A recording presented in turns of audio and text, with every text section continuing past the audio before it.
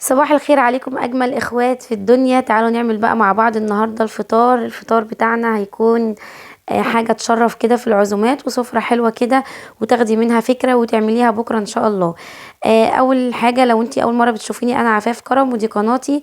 اتمنى تاخديلك لفه في القناه وانا متاكده انها تعجبك، ولو عجبتك ما تنسيش تشتركي في القناه وتفعلي زر الجرس عشان يوصلك كل فيديوهاتي الجديده. وطبعا لو عجبك الفيديو تحطي لايك للفيديو وتشيريه مع اصحابك وحبايبك واخواتك عشان الكل يستفاد. تعالوا بقى النهارده الفطار بتاعنا حلو جدا.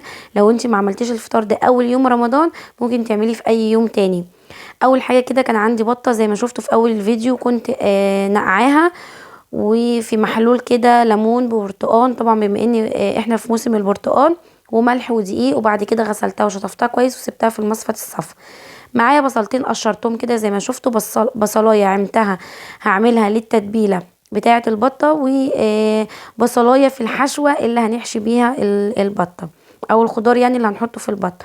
معايا بقى هنا التتبيله ايه، بصلايه وطماطميتين، يعني بصلايه كبيره حلوه كده زي ما انتم شايفين، وطماطميتين وقرن فلفل اخضر.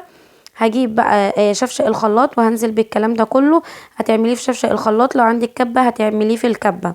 هضربهم كده كويس بربع كوبايه ميه، هحط كده حبه بحبه لحد ما الخلاط يمشي معايا، وخلطت الخليط ناعم كده زي ما انتم شايفين. هجيب بقى التوابل بتاعتي، هفضي الخليط ده كده في اي طبق، وهضيف عليه بقى التوابل بتاعتي ايه، فلفل اسمر. هحط معلقه صغيره مليانه من الفلفل الاسمر، هنتوصى شويه بالفلفل. هحط معلقه صغيره مليانه من الملح. هحط ربع معلقه من الكمون، ربع معلقه من القرفه، وربع معلقه من الجنزبيل، نص معلقه من بهارات الفراخ. بهارات الفراخ بتدي طعم حلو قوي قوي في البط. جربوها وهتعجبكم ان شاء الله. هحط كمان اللهم صل على النبي، نص معلقة من الكاري. وبعد كده هقلب التوابل دي كلها مع بعضها كويس قوي. وكمان هجيب برتقانة وهقسمها نصين وهعصرها وهحط فيها عصير برتقان. انتوا عارفين يعني البط لما بيكون في موسم البرتقان بنعمله بالبرتقان بيبقى طعمه حلو قوي قوي، بيديله طعم حلو جدا. وكمان البرتقانة قبل ما اعصرها بشرت منها كده حبة. خدت منها حوالي نص معلقه من بشر البرتقان ده وحطيته عليها. بتبشري القشره الخفيفه خالص اللي لونها اصفر اللي على البرتقانه من بره، ما بتوصليش للقشره البيضه لان القشره البيضه هتمرر معاكي. تمام. خدت بقى عصير البرتقان ده زي ما انتم شايفين، عصير برتقانه واحده، وسط بقى او كبيره زي ما تحبي، المهم ان هو البرتقان بيدي نكهه حلوه قوي قوي للبط.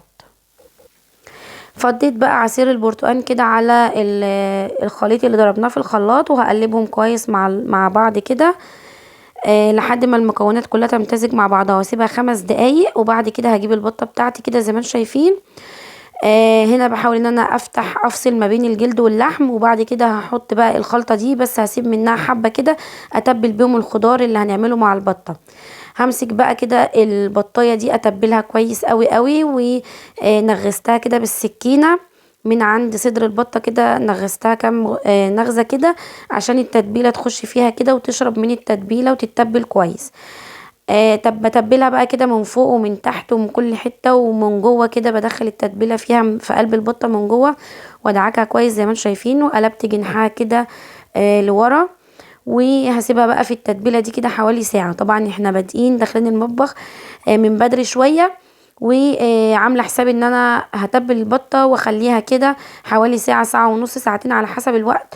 ولو انتي البطايه دي جايباها من قبلها بيوم وعارفه ان انتي هتعمليها، يستحسن ويفضل ان انتي تتبليها التتبيله دي قبلها بيوم وتسيبها في التلاجة، تغطيها كده بستريتش راب وتسيبها في التلاجة لحد تاني يوم. طبعا هتفرق معاكي جدا وهتبقى طعمها احلى بكتير. انا بقى كده عملت البطايه كده، هسيبها لمده ساعه، ساعه ونص. وبعد كده هنجيبها واقول لكم هنعمل فيها ايه، بس نسيبها ايه تتبل شويه. معايا بقى هنا بصلايه كده هقطعها لمكعبات كبيره او شرايح كبيره شويه، ممكن تقطعيها جوليان. ومعايا شويه برضو بطاطس، يعني جبت حبايه بطاطس كبيره كده شويه قشرتها وقطعتها لمكعبات صغيره. وهنزل في قلب التتبيله بقى بالبصل والبطاطس دي عشان يتبلوا. انا هنا هحط مع البطه خضار بصل وبطاطس بس، انتي ممكن تحطي مع الخضار ده كوسه، ممكن تحطي بسله وجزر، تحطي اي خضار انتي تحبيه. تمام، يعني ممكن كوسه وبسله وجزر وبطاطس. ممكن فاصوليا خضراء بتقطعيها كده وبتحطيها. الخضار ده كله بينفع معاكي وحلو قوي. ممكن كمان تحطي فلفل الوان، فهيبقى حلو جدا. انا هنا استكفيت بالبطاطس والبصل بس. قلبتهم كويس كده في التتبيله وهسيبهم برضو شويه لحد ما اجي اعمل البطه. هروح بقى ايه، حاطه الخضار ده مع البطه علشان يستوي معاها. هسيبه بقى كده شويه برضو على جنب لحد ما اجي اعمل البطه. هحضر بقى هنا ايه العصير اللي انا هعمله. طبعا انتوا عارفين البلح والخشاف والحاجات دي لازم تتنقع من قبلها بفترة يعني. فانا جبت هنا خشاف كده كان متقطع، بقطعه واجهزه في علبة عندي، اللي هو قراصية ومشمشية وتين مجفف. وكمان بلح خدته برضو متكسر ومتقطع عندي جاهز، باخده بس اشطفه كده واغسله تحت الحنفية عشان في اي رمل ولا حاجة. ورحت حطاه كده في البرطمان وحطيت عليه شوية زبيب وشوية جوز الهند ونزلت عليه بكوباية لبن مغلية.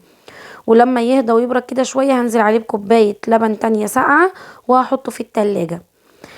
علشان على بال ما يجي المغرب يكون ساقع. هنا بقى كنت عاينة نص كيلو كنافة في الفريزر من امبارح. طلعته بقى وفرفته كده وهو في الشنطة، ولما بقى ناعم كده زي ما انتم شايفين. طبعا لو عندك كبة هتضربيه في الكبة، اهم حاجة انه يبقى ناعم. والاهم من ده كله ان انت تبقى عيناه في الفريزر عشان يتكسر معاكي ويبقى ناعم بالشكل ده. قسمتها لنصين. النص الاولاني حطيت عليه كده، هنستخدم هنا كوباية من السمنة او الزبدة. نص كوباية دعكتي بيها النص الاولاني من الكنافة كده لما الكنافة كلها اتشربت معايا من الزبدة. وحطيتها في الصينيه كده وبططتها، ضغطت عليها جامد كده. يعني بتضغطي جامد جدا جدا لما تفرديها في الصينيه. بعد كده هنا معايا نص كيلو من اللبن، حطيت عليه معلقتين كبار مليانين هرمي من النشا وقلبتهم كويس قوي مع بعض وحطيتهم على البوتاجاز عشان نعمل القشطه اللي هنحشي بيها الكنافه. القشطه هنا طبعا زي المهلبيه.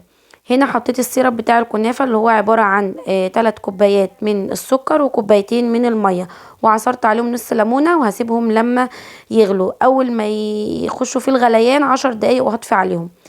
هنا القشطة قعدت اقلب فيها لحد ما القوام تقل معايا وبقت جاهزة معايا اهو. وجيت حطيتها على الكنافة اللي انا فردتها وضغطتها في الصينية كده زي ما انتم شايفين. النص التاني من الكنافة حطيت عليه برضو نص كوباية الزبدة التانية وقلبتها فيها كويس برضو لما الكنافة كلها اتشربت من الزبدة. وهبدأ بقى ان انا اغطي بيها الكنافة. هنا بعمل بحط على الجناب كده عشان اعمل حواف عشان القشطة ما تجيش على حرف الصينية وتتحرق. تمام. هنزل بقى بنص الكنافة التاني كده على الوش زي ما انتم شايفين اهو. وهي هبططها بقى كده بس خفيف خفيف، يعني هضغط ضغطة خفيفة خالص عشان القشطة ما تخرجش من الجناب ولا تخرج من الكنافة، يعني هتبقى ضغطة بسيطة. وسويتها كده وهروح ادخلها الفرن على درجة حرارة 200 لحد ما تاخد لون كده حلو فوق وتحت. انا مشغلة الفرن فوق وتحت، مشغلة الشواية. هنا بقى البطة بتاعتي خلاص خدت مدتها كفاية كده.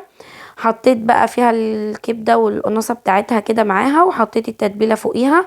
وهحط بقى فيها الخضار اللي هو بطاطس وبصل زي ما قلت لكم، تقدروا تزودوا اي خضار انت عايزاه. هربط بقى الكيس ده كيس حراري حلو جدا. انا دايما بجيبه بعمل فيه البط، ما بياخدش سوا خالص ولا بياخد وقت خالص في الفرن. ساعة بالظبط في الفرن بتكون البطة طالعة معايا مستوية من بره ومن جوه وبتبقى حلوة جدا. بخرم الكيس بقى كده بعد ما ربطته من فوق كده بالسكينة، وبحط نص كوباية مية كده في الصينية وبدخلها الفرن على درجة حرارة عالية. طبعا كانت الكنافة استوت معايا، طلعتها وحطيت البطة في الفرن، وطبعا داخلة على فرن سخن فهتبقى معايا تمام قوي.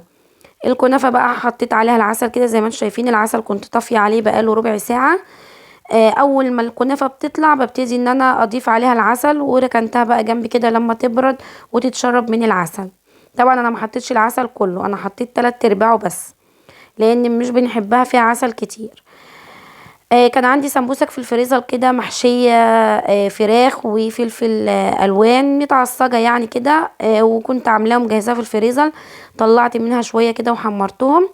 والخشاف معايا ده خلاص بقى كده وقت الفطار، يعني خلاص هو كده فاضل على الفطار 10 دقايق. دخلت بقى ان انا اجهز الاكل. البطه استوت معايا اهي زي ما انتم شايفين. طبعا انا مطلعاها من بدري بس سبتها في قلب الكيس مقفول عليها عشان تفضل سخنه زي ما هي وتفضل محتفظه بسخونتها. طلعتها بقى وغرفتها كده زي ما انتم شايفين، وحطيت طبق مخلل من المخلل الجميل اللي كنا عاملينه مع بعض. هسيب لكم الفيديو في نهايه الشاشه. وادي السمبوسك اهي طلعت. وكان عندي محشي كده حطيته كده بمعلقتين سمنه في الصينيه ودخلته الفرن. وده كان الفطار بتاعنا النهارده، بط كده محشي بالبطاطس او بالخضار، يعني بطاطس وبصل، وصينيه محشي حلوه كده في الفرن. وفطرنا والحمد لله. تعالوا بقى اوريكم صينيه الكنافه. بصوا جميله جدا وحلوه قوي قوي. عايزه اقول لكم صينيه الكنافه دي لو انت اشتريتيها من بره هتشتريها لا يقل عن 400 500 جنيه. ادينا عملناها في البيت بنص كيلو لبن ونص كيلو كنافه وكوبايه واحده بس من السمنه. طلع معانا اجمل صينيه كنافه بالقشطه. عايزه اقول لكم والله طعمها عظمه وطعمها حلوه جدا جدا جدا. اعمليها وفرحي بيها حبايبك كده. وده كان الفيديو بتاعنا النهارده، يا رب يكون عجبكم. لو عجبك الفيديو متنسيش تحطي لايك للفيديو وتقولوا لي عملتوا اكل ايه اول يوم رمضان في الكومنتات. واسيبكم في رعايه الله، اشوفكم في فيديو جديد على خير، والسلام عليكم ورحمه الله وبركاته.